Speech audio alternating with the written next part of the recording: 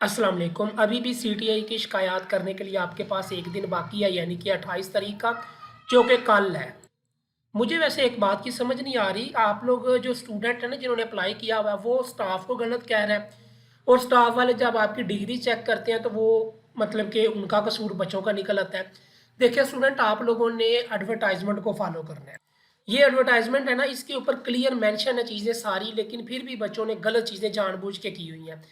देखिए एक बहुत बड़ा जो इशू आ रहा है ना मेरिट बनाने में, एक तो ये आप लोग मार्क्स के लिहाज से बड़ा जो है वो डिस्टर्ब कर रहे हो, मतलब कि ये गलत है, ये है, वो है।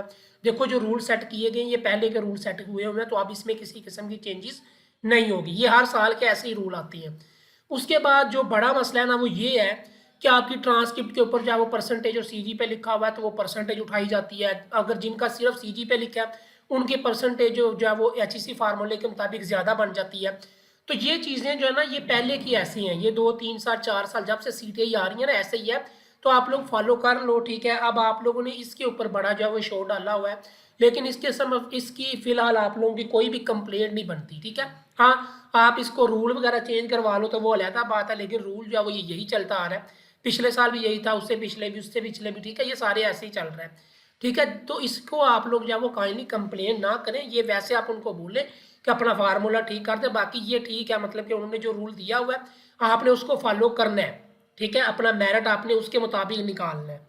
फिर मैं आप लोगों को, कल का दिन अभी है आपके पास, तो आप लोगों ने क्या करना है जी, आपने अपने डिप्टी डायरेक्टर जो कॉलेजेस है ना आप लोगों के शहरों के, मैं आप लोगों को दिखाने लगा हूँ। ये देखो जी, अटक का ये नेम है प्रोफेसर अरशाद खान, ठीक है। इनका ऑफिस का टेलीफोन नंबर ये लिखा है, उनका मोबाइल नंबर ये लिखा हुआ है, ठीक है। ये स्टेटस है जी कि वो रेगुलर है या फिर एडिशनल जो चार्ज वगैरह दिया जाता है, ठीक है। उसके बाद बहावन नगर का मोहम्मद मिस्टर कैसर जमील दानिश है, इनका नंबर ये लिखा हुआ है।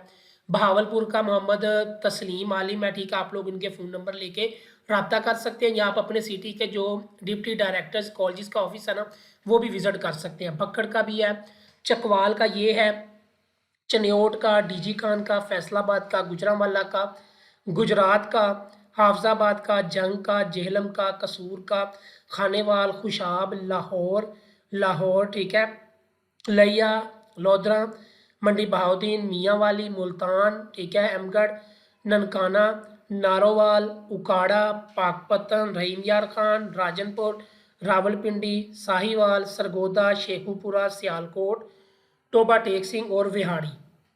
काइंडली आप लोग ऐसे करें, पहले आप लोग ना खुद समझे चीज़ों को, फार्मूले को समझें, आप चीज़ों को, डॉक्यूमेंट को, ये जो सीटीआई का दिया हुआ है ना ये वाला, इसको काइंडली अच्छे से पढ़ें, ठीक है, ताकि आप लोगों की सारी कन्फ्यूजन, मुझे ये यकीन है कि 80 90% वो लोग हैं जिन्होंने इसको पढ़ा ही नहीं है एडवर्टाइजमेंट को अच्छे से, कि उसके अंदर क्या चीज़ें। अब देखो मिनोरिटी कोटा भी इसके अंदर शामिल किया गया, डिसेबल कोटा भी शामिल किया गया, ठीक है। 5% मिनोरिटी कोटा, 3% डिसेबल कोटा। अब कहीं पे सीटें थी तो वहाँ पे मिनोरिटी को और डिसेबल को भी उन्होंने सीट देनी है, तो आप ये नहीं कह सकते कि अब आप उनको क्यों दे रहे हैं, ठीक है। ये रूल सारा कुछ लिखा हुए हैं, फिर भी आप लोग जब वो इन चीज़ों के ऊपर जब वो कर रहे हो कि ये हो गया वो हो गया, काइंडली इन चीज़ों को समझ रहे हैं। कोई इतना बड़ा इशू नहीं है जितना आप लोगों ने बना लिया हुआ है। फिर आपने ऑनलाइन अप्लाई किया, ऑनलाइन अप्लाई करने में आपने जो सीजीपीए परसेंटेज है ना, आप देखो ऑनलाइन में बच्चों ने पता क्या गलती की है, ट्रांसक्रिप्ट के ऊपर सीजीपीए भी लिखा हुआ है, परसेंटेज भी लिखा हुआ है। सीजीपीए को देखते हुए आपने सीजीपीए लिख दिया है मार्क्स ज़्यादा लेने के लिए, लेकिन आपने वो फार्मूला तो पढ़ा ही नहीं जिसके ऊपर मेंशन क्लियर है कि अगर परसेंटेज और सीजीपीए लिखा हो तो आपने परसेंटेज लिखनी है।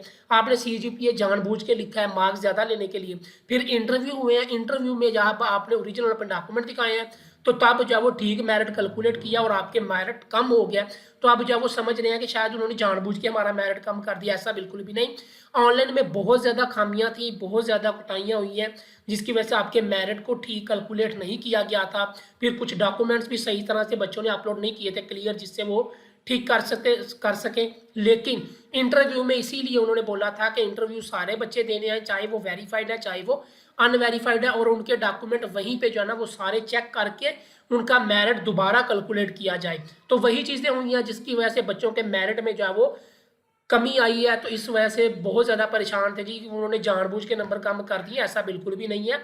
काइंडली आप लोग खुद जो है वो कैलकुलेट करें, ऐसा बिल्कुल भी नहीं है, किसी भी बच्चे के साथ कोई भी ज्यादती नहीं हुई। बाकी इंटरव्यू की बात करें तो इंटरव्यू में किसी का 1 नंबर लगा, किसी के 2, किसी के 3, किसी के 4, किसी के 5, ठीक है।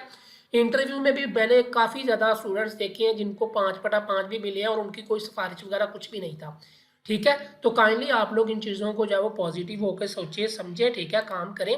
तो बाकी ये मैंने आप लोगों को बता दिए हैं ऑफिस, ये आप लोग अपने अपने जो सिटी के जो डिप्टी डायरेक्टर्स के जो ऑफिस है ना कॉलेजेस के, वहाँ विजिट करें, आपकी करेक्शन हो जाएगी। कल लास्ट डेट है, ठीक है। कल यानी कि आप लोगों को पता है 28 तक टाइम दिया गया क्योंकि 30 अक्टूबर को जो है वो फाइनल मेरिट लिस्ट लगनी है। तो आप लोग जो है वो लाजमी कल तक जो है वो अपना मसला हल करें।